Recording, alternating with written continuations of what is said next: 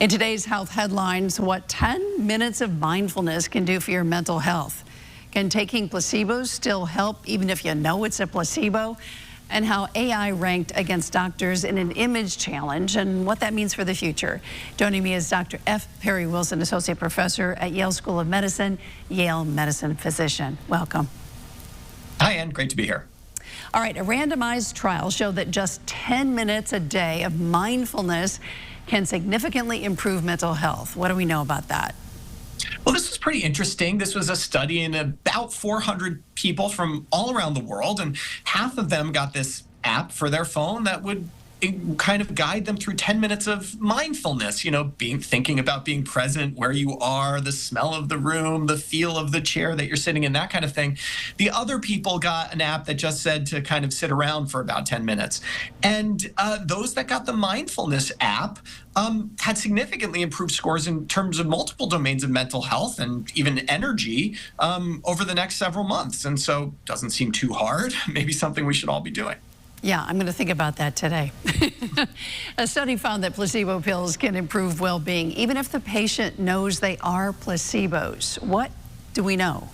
Yeah, this is actually not a new finding, although the situation that was tested was new. This was tested in patients who were suffering from long COVID, and particularly with high anxiety associated with the fear of COVID infections. They were randomized to either usual care or to be sent pills in the mail that they were told were placebo. These were sugar pills, essentially. But they were also told that placebos can work on your brain, and if you kind of believe, you might feel better. And sure enough, the act of taking those pills, those sugar pills, did lead to improved scores in terms of mental health. And I think it's something about that ritual that we have, that, taking a moment for yourself and swallowing a pill, even if it's a sugar pill, for a lot of people can just make you feel like you've got a little more control in a chaotic world. Interesting.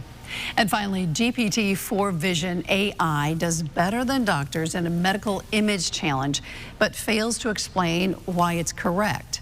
How will we use AI like this in the months and years ahead?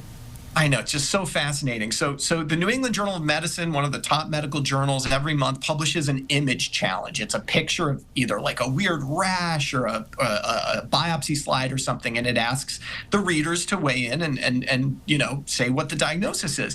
And GPT-4 ended up getting this right about 85% of the time. It edged out a panel of expert doctors who got it right about 80% of the time. But what was weird is that when it got it right, about a third of the time when you asked, okay, why? Explain why you think this is, lupus, the explanation didn't make sense or was incorrect. And so this really leads to a series of questions of, are patients going to be using this?